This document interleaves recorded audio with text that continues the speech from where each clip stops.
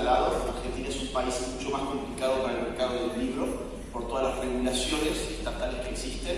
Para el editorial HarperCollins, que es una editorial internacional, es prácticamente imposible poder colocar un libro en la Argentina. Tiene que hacer una triangulación con un sello local. Ustedes conocen de qué va el proteccionismo económico. Y bueno, eso hace que el libro, lamentablemente, en mi país termina saliendo bastante más tarde que en otros países. Esa es la realidad de la Argentina, por desgracia. Y me toca hablar sobre ese libro, que ahí ya veo que hay gente que lo tiene hecho y que no se afuera también para el que lo quiera.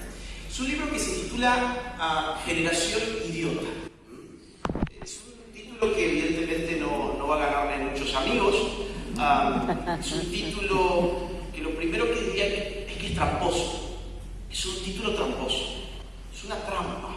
Porque no necesariamente estoy hablando de una generación y no necesariamente esa generación está compuesta por los jóvenes. Claro, muchas personas dicen, pero ¿cómo puede ser que escribas un libro insultando a toda la juventud? Bueno, primero hay que leer el libro, ¿no?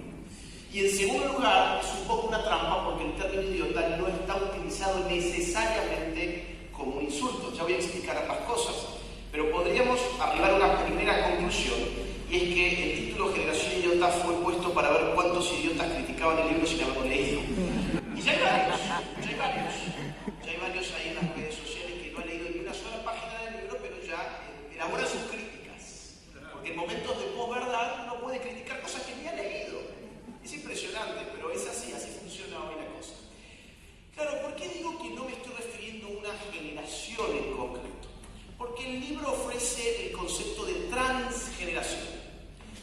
Hemos estado hablando en los últimos tiempos de transexualidad. Y es más, yo me animaría a decir que nuestra cultura está viviendo un momento transexual.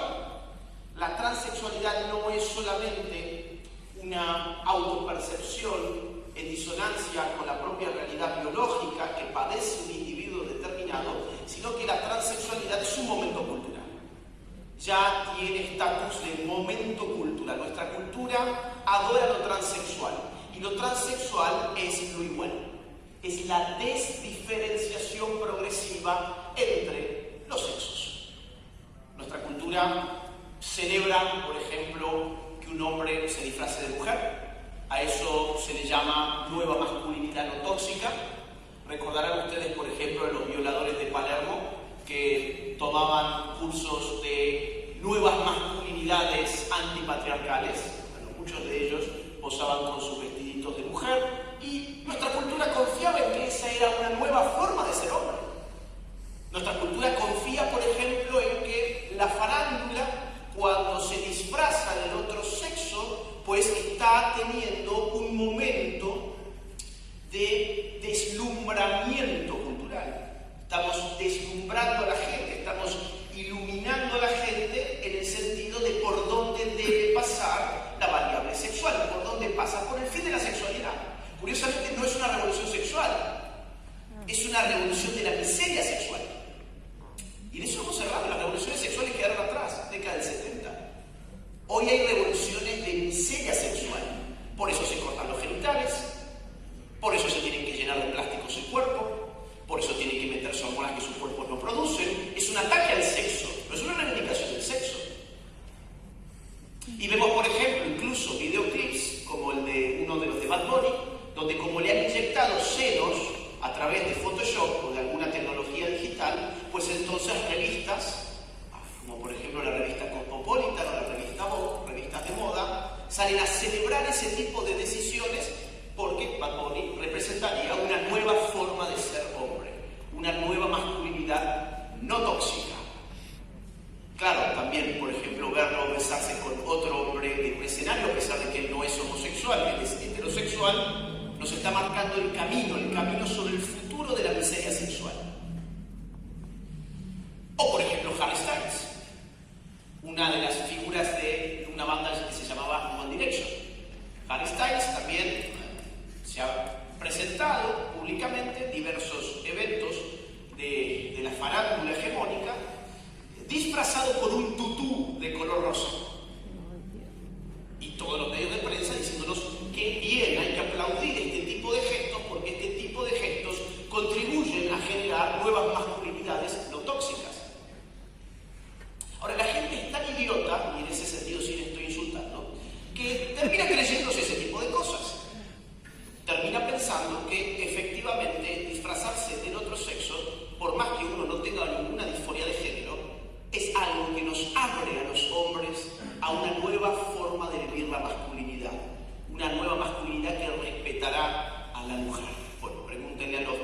Palermo cómo respetaron a las mujeres.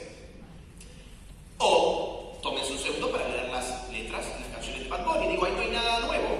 ¿Cuánta droga necesito para divertirme en el boliche? ¿Cuántas mujeres necesito para ser feliz? ¿Qué auto necesito para ganarme a esas mujeres? Ese es el tipo de letras. Y ojo, a ver, yo no voy a hacer una crítica moral porque mi discurso no es moral, es cultural y es político. El asunto inadmisible es que me digan que eso es el representante de algo llamado nueva masculinidad.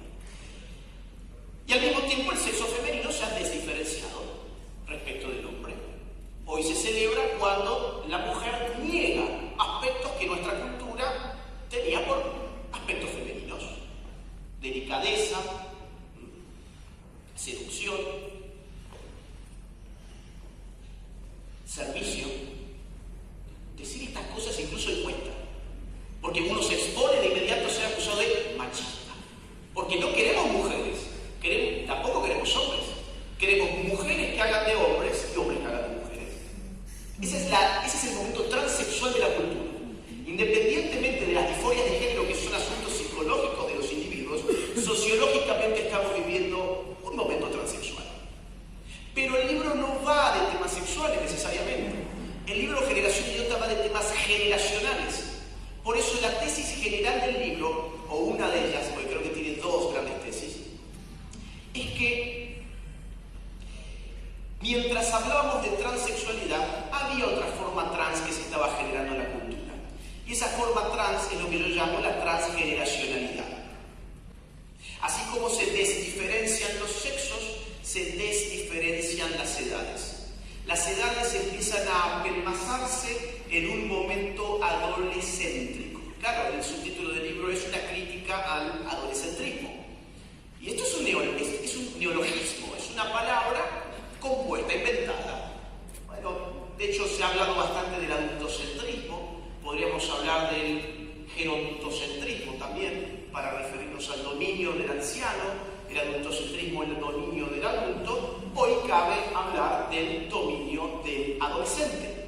¿Cómo podemos llegar a esa intuición? ¿Cómo podemos intuir que hoy es el adolescente el que gobierna la forma de la cultura y que hay un proceso de desdiferenciación en el marco del cual los niños antes de tiempo se vuelven adolescentes y los adultos se retrotraen el tiempo queriéndose parecer a los adolescentes? Esto que digo no es algo que esté fuera de la vista de cualquier persona, no hace falta hacer un estudio sociológico empírico al respecto. Es evidente que nuestra cultura tiene una obsesión sexual con la niñez, hay una obsesión que tiende a hipersexualizar al niño desde la más tierna infancia.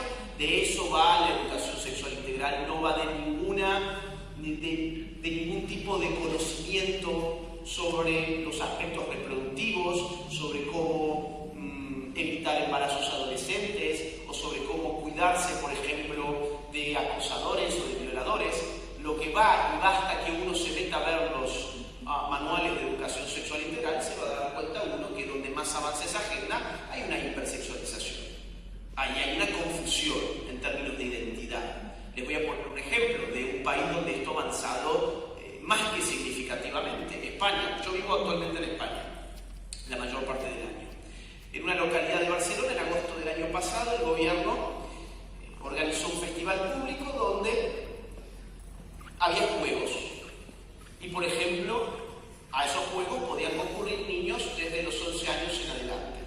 Uno de esos juegos consistía en poner un condón con la boca en un plátano, untarlo con miel y lamerlo. Ese era el juego, para niños de 11 años. Otro de esos juegos era practicar posiciones de Kama Sutra poniendo un almohadón entre medio y el que primero se le caiga el almohadón, pues esa persona perdía el juego. Esto es solamente un botón de muestra. Esto es un botón de muestra de lo que pasa en España. Habría que poner botones de muestra de lo que pasa en Estados Unidos, donde incluso ya hay una reivindicación abierta de la pedofilia dentro de muchas escuelas.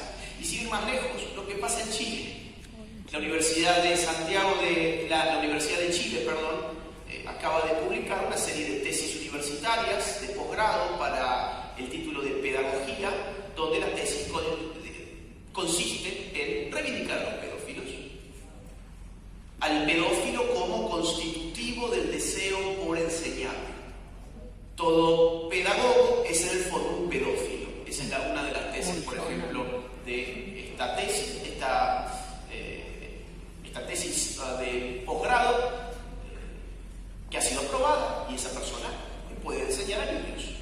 Hay una obsesión con que el niño crezca antes de tiempo, hay una obsesión con llenarlo de tecnología. 3 años y uno lo ve en coches que ya tienen sus tablets, por ejemplo.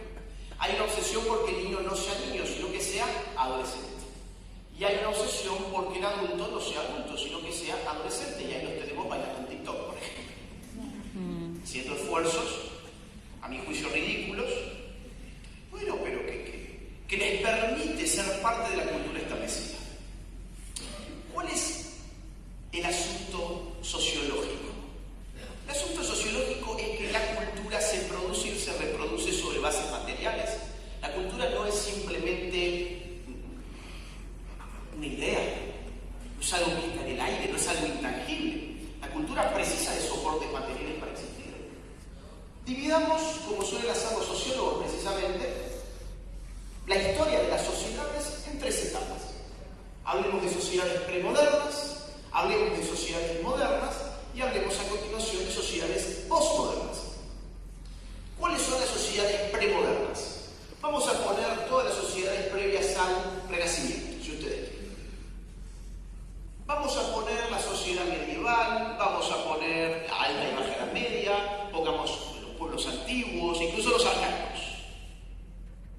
Cuando uno se pregunta por el soporte material de la cultura en ese tipo de sociedades tecnológicamente retrasadas, uno no se va a encontrar con imprenta, uno no se va a encontrar con televisión, uno no se va a encontrar con radio, uno se va a encontrar con la voz humana y con el arte. El arte ha tenido un sentido de reproducción cultural fenomenal, por ejemplo, para la Iglesia Católica en el Medioevo. Todas esas pinturas, todas esas esculturas, todos esos trabajos tan detallados que vemos en las catedrales en Europa, por ejemplo, son formas de pedagogía, son formas de reproducción cultural. Pero además de ese tipo de reproducción cultural visual, lo que impera en ese tipo de sociedades es la reproducción cultural a través de la voz. La cultura se transmite tradicionalmente, por eso podemos hablar de sociedades tradicionales. Y la pregunta es, ¿qué tipo de edad predomina en una cultura que depende de ese tipo de soporte material para producirse y para reproducirse?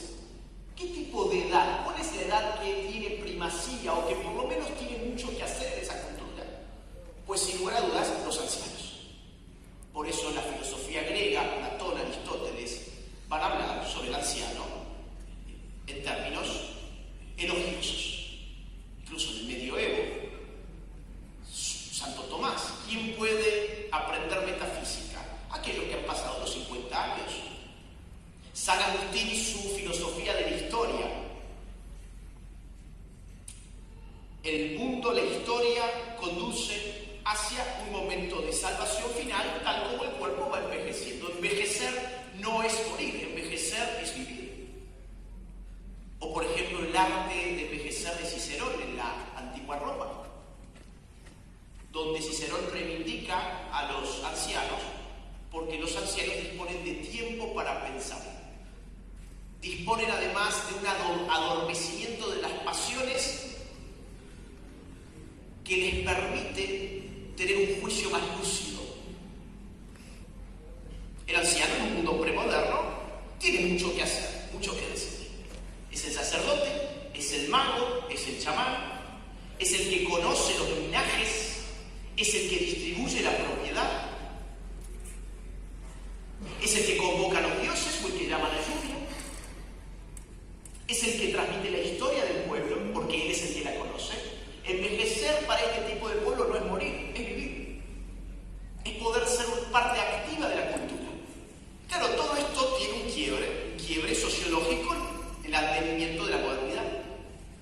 Porque con la modernidad viene no solamente una nueva forma de ver el mundo, sino una nueva forma de producir y distribuir cultura. Vamos a tener el hito de la imprenta en el siglo XVI. Vamos a tener un gran despliegue de medios de masas a partir XIX. Vamos a tener revoluciones políticas ilustradas en el siglo XVIII. Y pronto se va a abrir una nueva forma de ver el mundo, una forma que mira hacia el futuro y no hacia el pasado. La modernidad llama al hombre a construir el futuro de acuerdo a su propia razón. Pero quien va a construir el mundo no es el viejo está anclado en el pasado. Queremos deshacernos de la tradición, deshacernos del pasado. Queremos construir el futuro, los niños no lo van a construir tampoco. De hecho, tenemos que organizar escuelas. La pedagogía moderna depende de este tipo de cambios sociales. Tenemos que construir escuelas para que las escuelas puedan fabricar adultos. El ideal de la escuela ilustrada es fabricar ¿a quién? Al mayor de edad, al sujeto autónomo kantiano. Sujeto autónomo. La mayoría de edad no solamente es un estatuto cronológico, sino un estatuto moral. Aquel que es mayor de edad no solamente es quien ha cumplido determinada edad, sino aquel que se puede valer por sí mismo. Y la escuela es la institución llamada a conseguir autonomía para los individuos que sean capaces de desarrollar sus facultades racionales y volitivas. ¿Quién es el sujeto de la modernidad? El adulto. Rousseau va a escribir en Emilio. No va a ser Emilio el que educa a Rousseau. Rousseau va a educar a Emilio. Y lo va a educar para la mayoría de edad. Locke va a dejar también sus escritos pedagógicos. ¿Para qué? Para formar un caballero. Kant va a hablar también sobre pedagogía. Para formar al hombre mayor de edad. El sujeto del mundo moderno, que empieza a construirse más o menos a partir del siglo XVI o del XVII, y que eclosiona políticamente en el XVIII, y que eclosiona tecnológicamente en el XIX, el sujeto que protagoniza esa sociedad es el adulto. Estamos frente a un mundo adultocéntrico. ¿Cuál es el sujeto de nuestra época? Nuestra época no es el XVII, no es el XVIII, no es el XIX, ni siquiera es necesariamente el XX. Nuestra época empieza a formarse, yo creo, a partir del 68 del siglo pasado. ¿Quién fue el protagonista del 68? Que es el momento donde eclosiona una nueva forma de la cultura para Occidente. El adolescente. No es el niño, no es el adulto, no es el anciano, es el adolescente. Y pronto el adolescente va a gozar de un soporte material que le va a permitir dominar los dispositivos culturales. ¿Cuál es el dispositivo material a partir del cual se produce y se reproduce la cultura en el siglo XXI? Internet. ¿Quiénes manejan mejor que nadie Internet? Los adolescentes. Digo, a ellos les debemos las redes sociales. ¿Qué edad tenía Mark Zuckerberg cuando creó Facebook, cuando ideó Facebook? 19 años. De hecho, hacia donde van los adolescentes es donde tiene éxito una aplicación. Escapan de Facebook, Facebook se viene abajo. Van a TikTok, TikTok crece. Ese es el mundo adolescéntrico. Es un mundo donde los niños desesperan por ser adolescentes y los adultos desesperan también por ser adolescentes. Y como el adolescente detenta determinadas características psicológicas, pero no estamos hablando de psicología, sino de sociología, es la sociedad la que absorbe esas características, ya no para caracterizar al individuo, sino para caracterizar al grupo social. Características psicológicas del adolescente. Todas las conocemos. Por ejemplo, crisis de identidad. Erik Erikson, uno de los más célebres psicólogos del siglo XX de los Estados Unidos, y uno de los primeros en hablar de identidad en el terreno de la psicología, caracteriza la adolescencia como un momento en el que la identidad no ha podido coagular. La identidad carece de lo que necesita para ser tal, continuidad. La identidad es aquello que permanece y que le da coherencia al yo, no es aquello que va a los tumbos. El adolescente va a los tumbos y por eso carece de identidad. Un adolescente hoy puede ser heavy metal, mañana puede ser hippie, pasado mañana puede ser hipster, y en 4 días se mete a militar con la bandera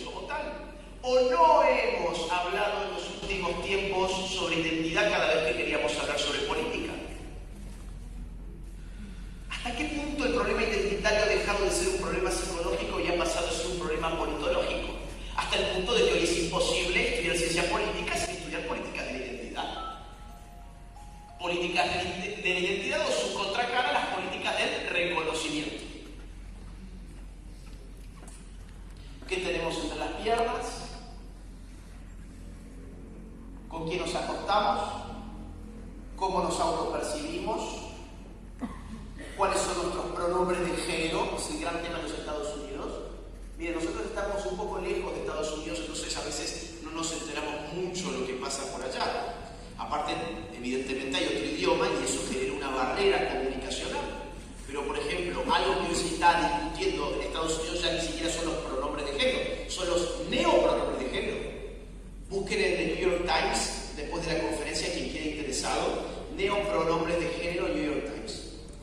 Y lean un poco a ver de qué va eso. Bueno, a ver, el pronombre de género ahora ya no sería ni he, ni she, ni siquiera necesariamente they, porque los trans quieren que lo llamen they, por ejemplo, en vez de he o she, they, them, sino que ahora uno en verdad debería empezar a construir un neopronombre de género. Por ejemplo, me gusta mucho la luna, moon. Entonces ya no sería yo myself, sería moonself. O me gustan mucho los gatos, catself. O sea, esto que vuelve la risa hoy es una discusión política en Estados Unidos. ¿Hasta qué punto es una discusión política? Si la política tiende a discutir sobre cuestiones del orden común, no de tu pronombre de género, no de tu propio ombligo. Ya vamos a entrar en el concepto de idiotismo a continuación. Otra característica típica del adolescente. Otra característica típica del adolescente es la falta de sentido. ¿Qué es el sentido? Es la capacidad narrativa de armonizar el pasado con el presente y el presente poder proyectarlo al futuro. El adolescente no puede estabilizar el sentido porque está en guerra con su propio pasado. El adolescente necesita desesperadamente demostrar que ya no es más un niño y para eso tiene que negar el pasado. Tiene que condenar el pasado. Su pasado le avergüenza. Su mamá le recuerda a su niñez y la avergüenza. Las fotos de su niñez no las quiere ver. Esa es su principal amenaza.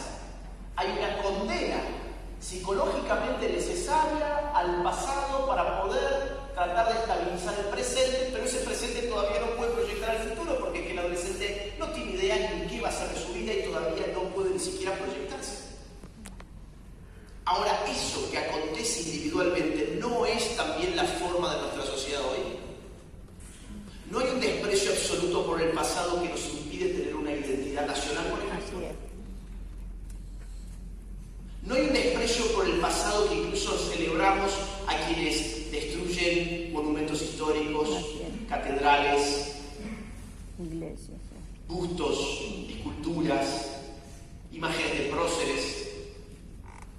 ¿No hay un desprecio por el pasado de la misma indiferencia que nos causa la historia? ¿Y futuro? ¿Qué depara el futuro? Apocalipsis. No hay proyecto. A diferencia de la modernidad, que la modernidad tenía un proyecto, hoy no hay proyecto. ¿Qué es el futuro? Cambio climático apocalíptico, virus de laboratorio apocalípticos, pandemias, tecnologías de control exacerbadas. Ese es el momento adolescéntrico. Es un momento donde solamente podés alabar el carpe diem, vivir el momento, porque no puedo mirar hacia adelante y mirar hacia atrás solamente lo hago cuando me quiero parar en un pedestal moral para decir qué bueno que soy yo, qué buena que es mi generación. Mi generación es una generación woke. Somos los que hemos despertado a diferencia de todos esos bárbaros que nos vinieron por detrás. Hay un quiebre generacional. Lo transgeneracional solamente puede aparecer cuando a la generación que te viene por detrás le decís no quiero recibir la antorcha para pasar a la próxima. Me pareces un tipo deleznable. No quiero saber nada con el pasado. Quiero vivir mi propio futuro y ser el constructor de esta tierra. ¿Encaminado a qué futuro? A ninguno, pues no lo hay. La generación adolescéntrica, que puede estar compuesta por adultos, puede estar compuesta por niños, por ancianos, por adolescentes. Es una generación que está abierta también a la manipulación mediática. El adolescentrismo consiste en creer que toda la realidad acontece en pantallas. La pantalla ha pasado a dominar el campo de lo real. El problema es que la pantalla es un medio desfactizante. La pantalla no brinda hechos. De hecho, la pantalla puede generar muchas cosas que no están allí. La pantalla, por definición, recorta en todo caso un campo visual, recorta sonoramente una expresión, escoge determinados títulos, selecciona ángulos, expone sucesos, pero al mismo tiempo oculta otros ángulos, no quiere poner ciertas palabras, oscurece cierto acontecer. Pero en una sociedad tecnificada, digitalizada, la pantalla equivale a la realidad. Pero como la pantalla es desfactizante, eso nos devuelve en un mundo post-verdadero, como decía Miklos. Si yo en la pantalla, ¿cuál es mi hecho en la pantalla? ¿De qué estoy hecho yo en la pantalla? De unos y ceros. ¿Qué es lo digital de un dígito? Unos y ceros. Yo puedo cambiar esos unos y ceros. Yo en la pantalla, en vez de ser un hombre, puedo ser una mujer. En la pantalla puedo ser afroamericano. En la pantalla puedo tener 80 años o puedo tener 5 años. Digo, no existen ya aplicaciones para eso, son lúdicas, evidentemente, pero a mí me sirven como ejemplo para poner de manifiesto la desfactización de lo digital, que encanta más que lo real, como la caverna de Platón. ¿Qué dice Platón en la alegoría de la caverna?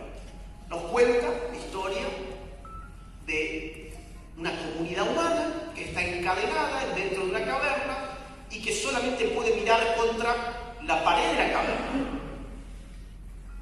Y que hay un gran fuego que proyecta sombras. Los objetos reales están detrás de estos pobres miserables que no pueden voltear, sino que tienen que mirar el mundo de las sombras. Y como solamente han visto sombras, piensan que esa es la realidad. Ahora, hay uno de ellos que logra zafarse, se escapa de las cadenas, sale de la caverna y dice Platón que el sol lo encandila. ¿Qué representa el sol? ¿Qué representa el sol? La luz, o sea, la verdad. La luz es una metáfora para decir verdad. Es la verdad de las cosas lo que encandila y entusiasma a este ser humano que ha podido salir de la caverna. Lo entusiasma hasta tal punto que desea volver a la caverna a decirle al resto que allí está la verdad, no son esas hombres. ¿Y qué hacen los que están encadenados? ¿Aceptan? ¿Confían en esto? No. De hecho, lo atacan. Claro, yo pienso, Platón hoy podría haber dicho la verdad encandila al hombre. No, la verdad no encandila. La verdad entristece. La verdad no entusiasma. La verdad apaga. Piensen ustedes en estos pobres diablos encantados con sus filtros de selfie. Que en Estados Unidos están acostumbrados a estas tecnologías, que ya les han empezado a generar, por ejemplo, problemas psicológicos. Dismorfia de Snapchat. ¿Han escuchado eso? Coloquialmente es un trastorno que coloquialmente se le llama dismorfia de Snapchat. Claro, esta gente que se embellece porque el filtro te embellece. Ahí estás dentro de la caverna. Estás dentro de la caverna. Te saca las ojeras, te levanta los pómulos, te pone labios, te quita arrugas, te estiliza el pelo, el peinado. Qué bien me veo. Ah, claro, después. Te levantás al día siguiente, vas a cepillarte los dientes, te miras en el espejo y te asustas. ¿Qué es esto? ¿Qué es esto? Y cada vez son más los jóvenes en Estados Unidos que corren a cirujanos plásticos a decirles: esta es la verdad, la sombra de la caverna. No mi realidad. Queremos que el mundo digital configure nuestra realidad, pero que el mundo digital nunca puede ser real. La realidad no se puede digitalizar por completo, jamás. ¿Cómo digitaliza un sentimiento? El mundo posverdadero del que hablaba Miklos es un mundo donde queremos volverlo digital el patrón de nuestra realidad. Y eso es un mundo adolescéntrico. No he hablado todavía de la palabra idiota y ya me han dicho que me quedaban 10 minutos. Con lo cual, en ese salpicado tengo que meter, yo les dije, esto es la misión imposible.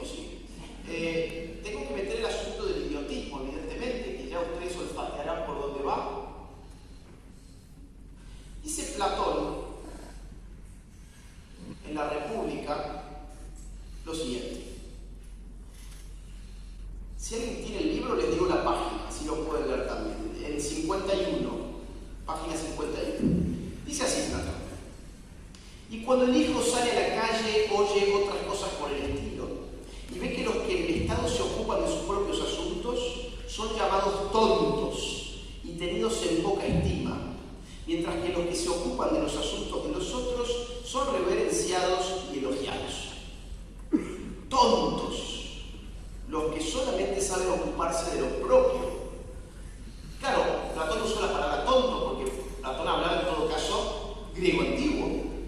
Esta es una traducción de la editorial Gredos, que es una muy buena traducción. Ahora, ¿cuál es la palabra que realmente utiliza Platón? La palabra que realmente utiliza es anoetos. Anoetos. ¿Qué significa anoetos? Bueno, a es un prefijo privativo. Es un prefijo que denota ausencia. Por ejemplo, asocial. No es social, es un no. Anoetos. Ya sabemos, a es carencia, ausencia, negación. ¿Y qué es noeo? Conocimiento. El tonto es aquel que no conoce, pero por el contexto de enunciación de la palabra tonto, aquí estamos viendo que está llamando tonto no solamente al que no conoce, sino al que no participa como animal político que es.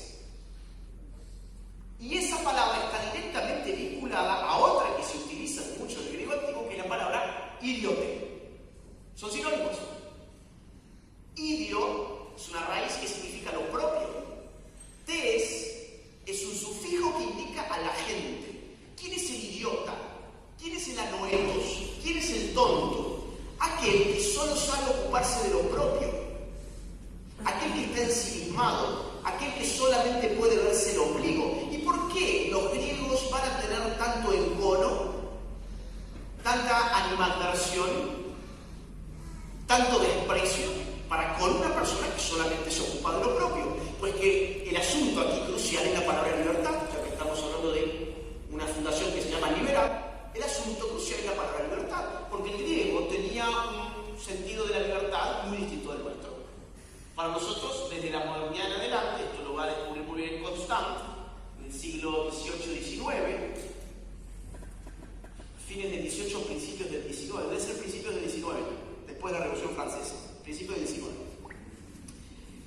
Los modernos conseguimos la libertad como un espacio de autonomía privada. El griego, que tenía un concepto antropológico del hombre en tanto que animal político, se daba cuenta que había muchas decisiones que no podían ser tomadas autónomamente por el individuo aislado, sino que, dado que vivimos necesariamente bajo el imperio de gobiernos, no existe ningún ser humano que no viva bajo el imperio de la autoridad política, con excepción de Robinson Crusoe, y eso es una ficción. Pues entonces, si tenés la posibilidad de participar, serías muy tonto de no hacerlo. Serías muy idiota de no hacerlo, porque en definitiva se trata de tu libertad. Tu libertad se va a discutir allí, en el ágora, en la plaza pública, en la polis. Allí se va a dirimir el asunto político. Y la política va a establecer determinadas normativas a las cuales, te guste o no te guste, te vas a tener que ajustar, porque no hay ser humano que no viva bajo un gobierno político. No existe.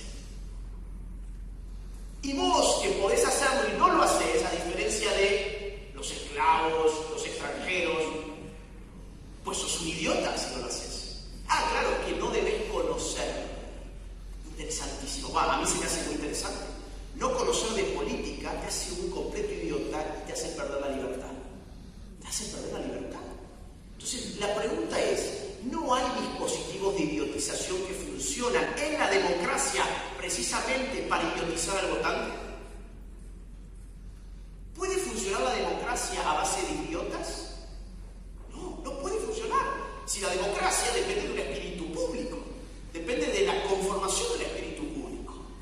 Ahora, yo les puedo asegurar, lo decía ayer en una entrevista, nos paramos en una urna, en una elección, la que viene, si ustedes quieren, y les preguntamos a la gente que viene a votar, oiga, ¿usted va a votar? ¿Usted sabe, por ejemplo, qué hace un diputado? ¿Qué hace un senador? ¿Usted sabe qué es un ministro? Yo les puedo garantizar que el 99% no va a tener la más remota idea. Sabe que solamente tiene que ir a poner una cruz. sabe que tiene que meter un papelito. Eso es todo lo que sabe.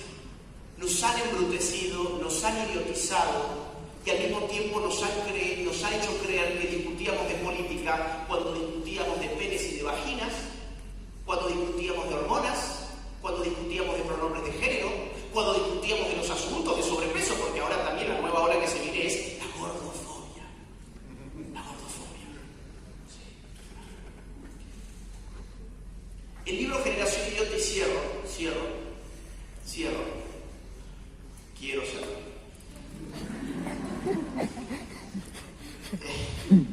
Que me queda alguna cosa por decir. El libro Generación Idiota va a desmembrar todos esos dispositivos de idiotización.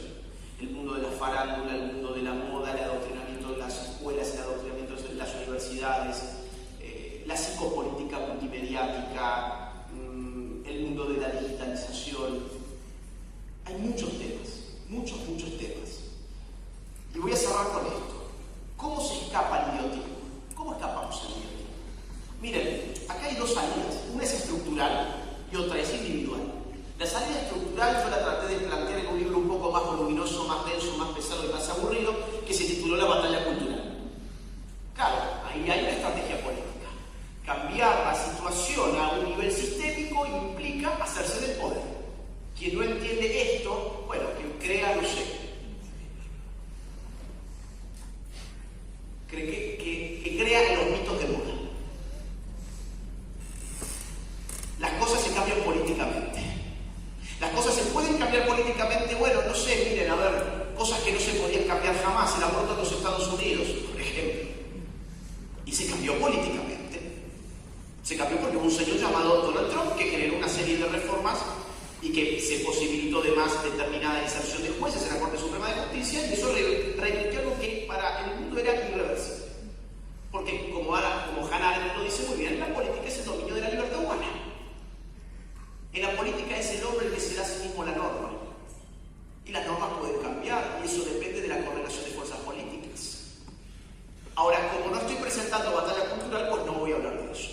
Voy a hablar de una salida individual y familiar, que es la que propone el libro, para salvarse individual y familiarmente, no sistémicamente, pero sí individual y familiarmente del idiotismo. Hay que buscar una palabra que sea el exacto reverso de la palabra idiota.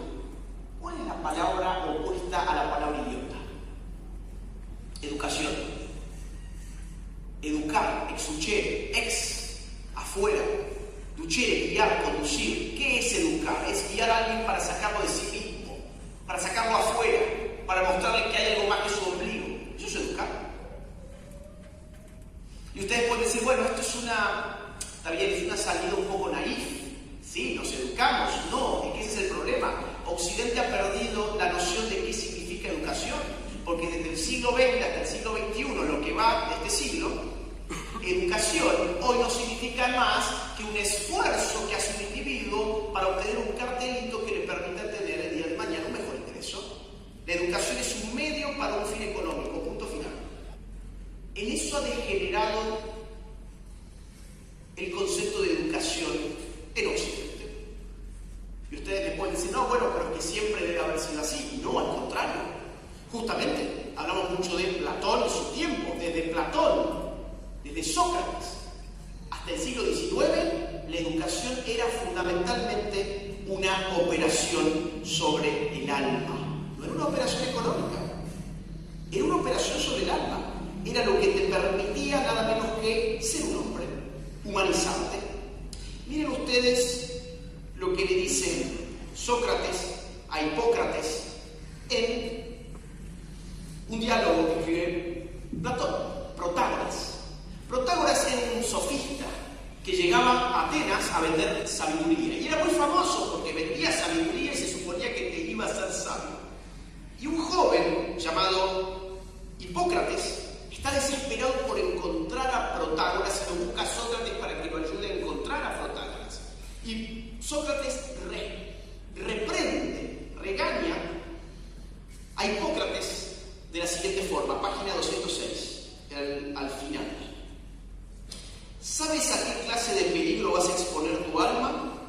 Desde luego, si tuvieras que confiar tu cuerpo a alguien arriesgándote a que se hiciera útil o nocivo, examinarías muchas veces si debías confiarlo o no, y convocarías para aconsejarte a tus amigos y parientes, meditándolo durante días enteros. En cambio, lo que estimas es mucho más que el cuerpo, o sea, el alma, y de lo que depende el que seas feliz o desgraciado en tu vida, haciéndote tú mismo útil o malvado, respecto de eso no has tratado con tu padre, ni con tu hermano, ni con ningún otro de tus camaradas, si habías de confiar o no tu alma al extranjero ese recién llegado. ¿Y a quién le están confiando el alma de sus hijos los padres de familia? ¿A quién? ¿A los ministros de educación kirchneristas? ¿A los adoctrinadores de turno? ¿Al imbécil este que se le llama Nespidis? ¿O que le dicen de esa manera? ¿A quién? ¿No es mucho confiar en la educación de tu hijo a ese tipo de errónea moral? Ustedes pueden decir, bueno, pero estás en la antigua Grecia. No, vamos a alguien que está en las puertas mismas de la modernidad, Erasmo. Miramos a Erasmo, página 209. A un interlocutor suyo le dice: nadie califica de prematuro este cuidado que se pone en la parte inferior del hombre, o sea, el cuerpo. ¿Y por qué razón aquella parte superior por la cual nos cupo en suerte la denominación de hombre queda desatendida tan largo espacio de años? ¿No procedería absurdamente el que se le adornara el sombrero olvidándose de su cabeza sarnosa y despeinada? Pues digo yo que muy mayor absurdo es poner el cuidado que es razonable que se ponga en el cuerpo mortal sin tener en cuenta alguna la inmortalidad del alma. Lo que se juega en la educación es todo. Esa es la concepción que tiene Occidente, desde la antigüedad hasta los inicios de la modernidad. Lo tiene también Locke, lo tiene también Kant, lo tiene también Rousseau, lo tienen los modernos, Ilustrados también. Ahora, ¿qué ha sido desde el siglo XX en adelante la educación? Una operación netamente económica. Y así se ha perdido el alma. Piensen ustedes en Estados Unidos. En los últimos 10 años, el transgenerismo en niños ha crecido 4.000%. 4.000%. ¿Ustedes pensaban que no había consecuencias? ¿Pensaban que dejar al niño a que te lo eduque un agente del Estado y que te lo eduque un agente de las industrias culturales de moda no va a tener consecuencias? Por supuesto que las tienen, ya los números lo están mostrando.